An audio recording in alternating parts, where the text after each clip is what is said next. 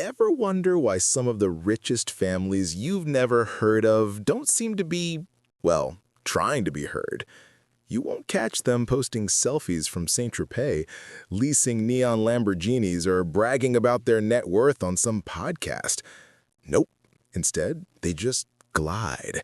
They move through life under an almost invisible set of rules, a silent code that keeps their fortunes not just intact, but growing for centuries.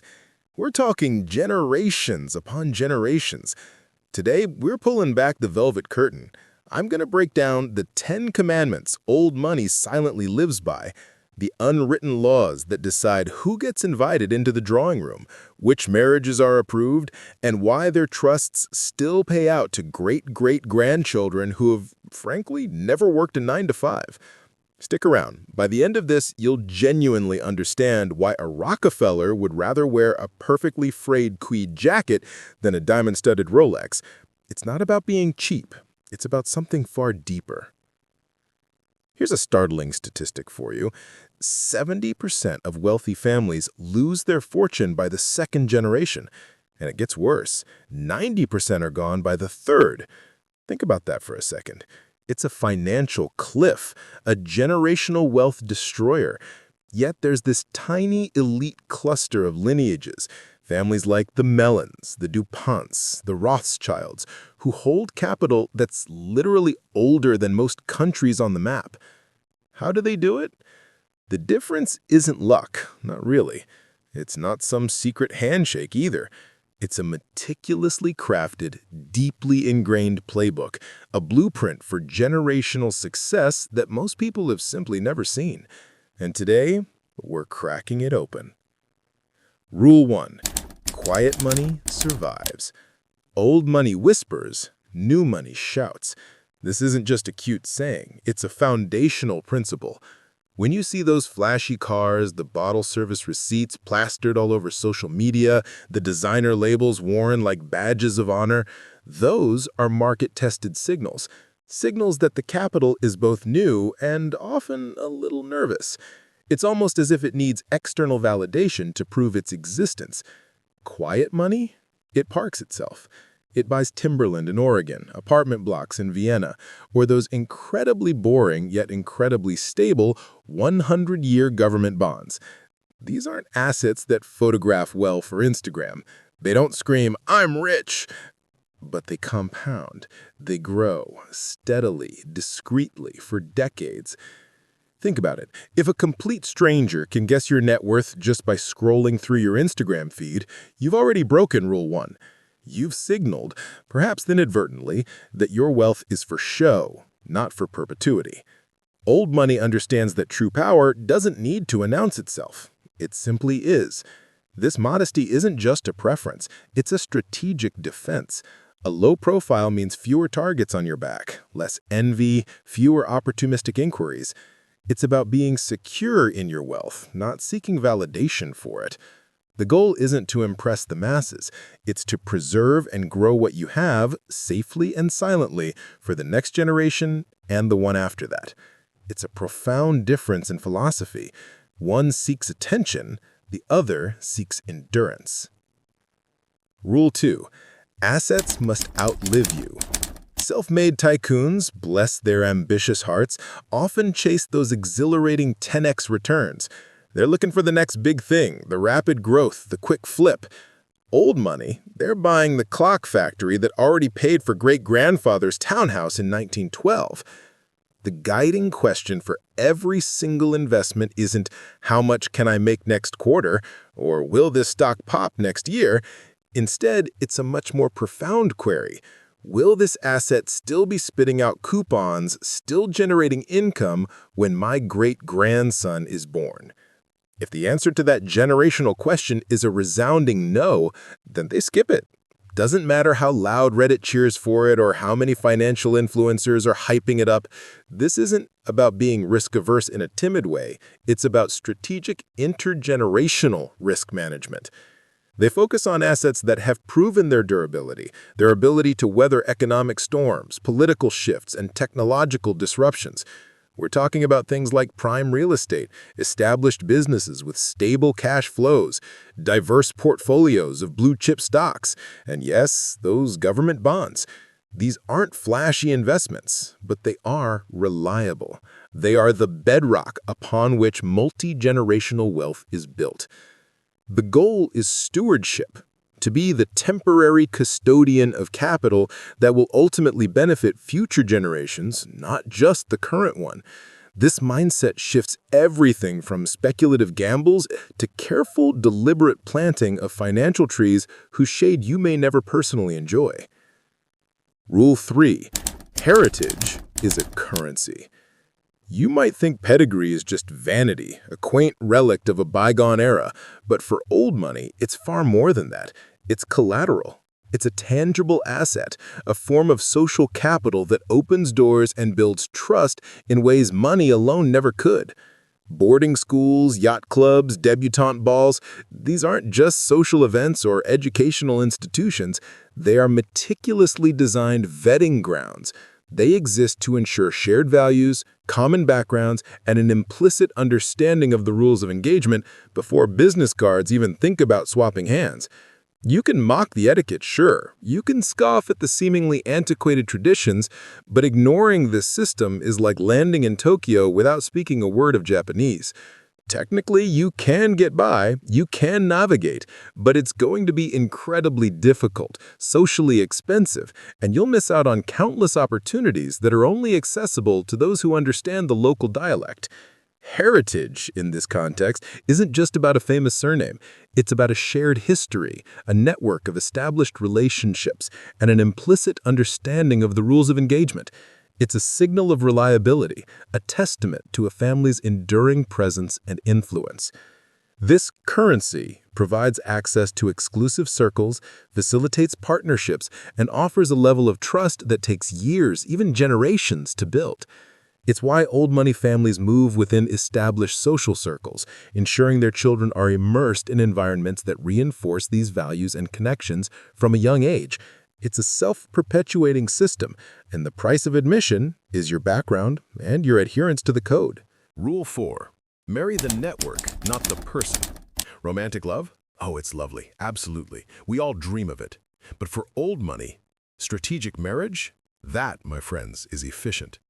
Old families often treat weddings less like a fairy tale and more like corporate mergers. And for good reason. They are mergers. When you marry into one of these families, you're not just gaining a spouse, you're gaining a new set of assets for the family portfolio. Your partner might bring land, political access, intellectual capital, or even just a perfectly complementary social network that plugs a crucial gap. This isn't to say love is entirely absent, but it's often secondary to the broader generational strategy. Date whomever your heart desires, absolutely. But if you plan to reproduce, if you plan to bring new blood into the family line and perpetuate the legacy, you can bet your bottom dollar that the bloodlines, meaning the family history, the reputation, the connections, will be meticulously checked. And a prenup? That's not a sign of distrust. It's just good business, a standard operating procedure to protect the family's existing capital and ensure continuity. Historically, marriages among these families were almost entirely transactional, designed to consolidate power, wealth, or influence. While modern society has certainly relaxed these strictures, the underlying principle remains. A marriage is an opportunity to strengthen the family unit, not just emotionally, but strategically. It's about expanding the network, securing future alliances, and ensuring the next generation is born into an even stronger position. Rule 5. Education is gatekeeping, not learning. An Ivy League acceptance letter for old money isn't primarily signaling academic prowess. Sure, good grades are nice, but more fundamentally, it signals something else entirely. That you survived 2 decades of meticulous grooming. It means you've been prepared, polished, and positioned, not just for 4 years of coursework, but for a lifetime within a specific social stratum. Alumni funds, legacy admissions, and those quietly negotiated development cases where a substantial donation might just sway an admissions committee. These mechanisms aren't flaws in the system. They are the system. They quietly, efficiently keep the moat filled, ensuring that access remains tightly controlled. The story sold to outsiders, to the striving masses, is one of pure meritocracy. Work hard, get good grades, and the doors will open. And for some, they do. But for insiders, tuition isn't just a fee for classes, it's a membership fee. It's the price of entry into an exclusive club, a network of future leaders, decision-makers, and influencers who share a common educational and social background.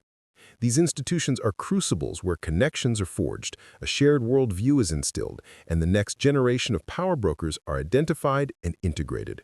The real value isn't just the professors or the curriculum, it's the classmates, the alumni network, and the unspoken understanding that everyone present is part of the same long-term game. It's about building social capital and solidifying one's place within the established order, ensuring that the torch of influence is passed seamlessly from one generation to the next. Rule 6.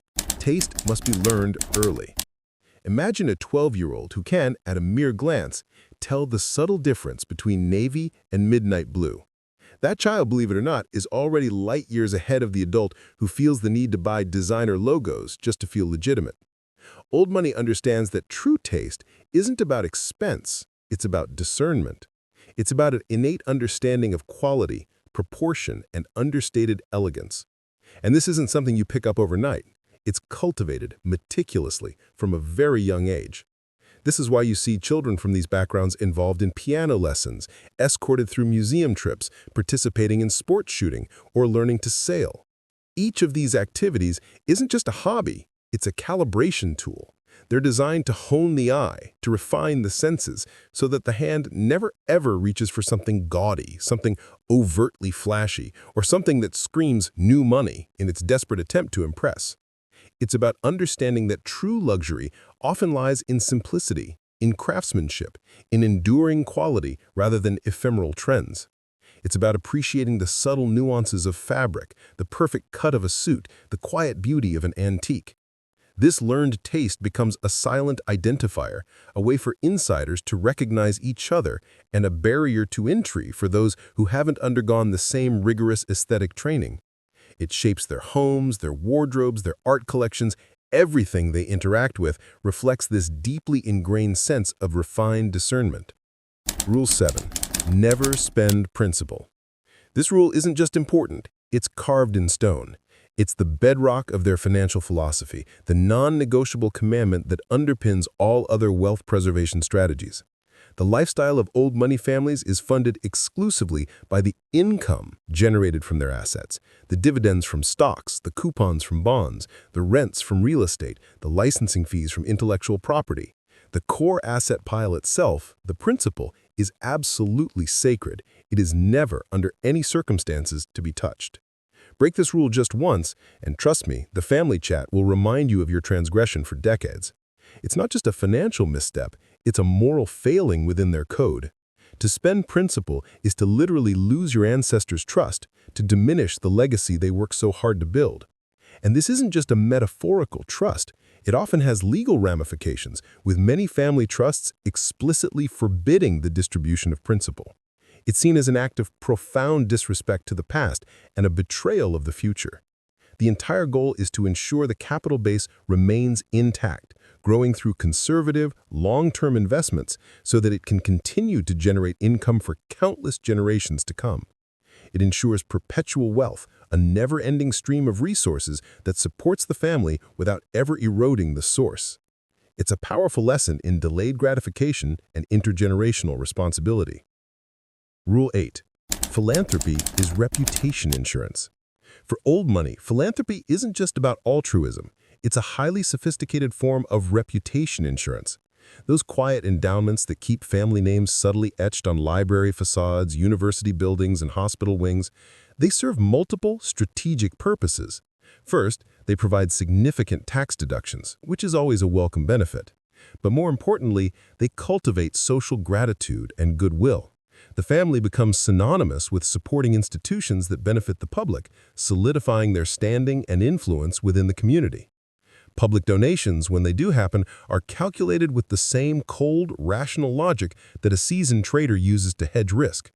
The question isn't, how much good can this do? But will this $5 million gift save us $7 million in taxes? and perhaps even more critically, prevent $20 million in future regulatory headaches or public relations crises. If the answer is a strategic yes, then the check is written without hesitation. It's a calculated investment in social capital, a way to ensure the family's legacy is viewed favorably and to preempt potential criticisms or challenges. This contrasts sharply with new money philanthropy, which often features grand, highly publicized gestures aimed at immediate recognition. Old money, by contrast, plays the long game, embedding its influence and good name subtly and enduringly into the fabric of society. Rule 9. Privacy protects power. If you want to understand old money, you have to understand their obsession with privacy. It's not just a preference, it's a fortress. Their homes are tucked away behind towering hedges, often on expansive, secluded estates. Their newsletters are printed for a select 50 recipients, not thousands. Their family offices operate under nondescript LLCs deliberately designed to be opaque. Why? Because the less searchable you are, the harder it becomes for anyone, litigants, eager journalists, ambitious politicians, or even just the curious public, to turn you into a headline. Remember this golden rule: what can't be found can't be attacked. Privacy is their ultimate shield. It protects their assets from scrutiny, their children from kidnappers, their decisions from public opinion, and their personal lives from tabloid fodder. It allows them to operate with a level of discretion that is simply impossible for those who crave the spotlight. This isn't about secrecy for secrecy's sake, it's about strategic invisibility. It allows them to wield power quietly, to influence without being overtly seen, and to manage their affairs without external interference. It's a key component of their long-term survival strategy, ensuring that their influence endures without drawing unnecessary attention or inviting unwanted challenges. Rule 10. Tradition adapts, but slowly. Now, you might think old money is entirely stuck in the past, and while tradition is undeniably central to their identity, they're not completely oblivious to the world changing around them. Yes, the younger generation might be dabbling in crypto, for example, but here's the kicker. They're doing it only through highly regulated funds domiciled in Geneva, wrapped securely within trusts drafted in 1898. See the pattern? Evolution happens, but it happens inside centuries-old legal structures. The goal is to integrate new elements without ever breaking the chain, without ever disrupting the foundational framework that has served them so well. Revolution? That's for outsiders, for the disruptors, for those who have nothing to lose and everything to gain. Insiders? They tinker, they adjust, they adapt, but at a glacial pace. Every change is carefully considered, weighed against its potential impact on the family's long-term stability and legacy. This approach minimizes risk, ensures continuity, and prevents impulsive decisions that could jeopardize generations of accumulated wealth. It's about building on what exists, rather than tearing it down and starting anew. They understand that the power of their wealth lies in its continuity, its unbroken line through history, and they guard that line with extreme vigilance. Bonus mindset. Time is measured in generations, not quarters. Most portfolios, most businesses, most individuals benchmark against annual indices.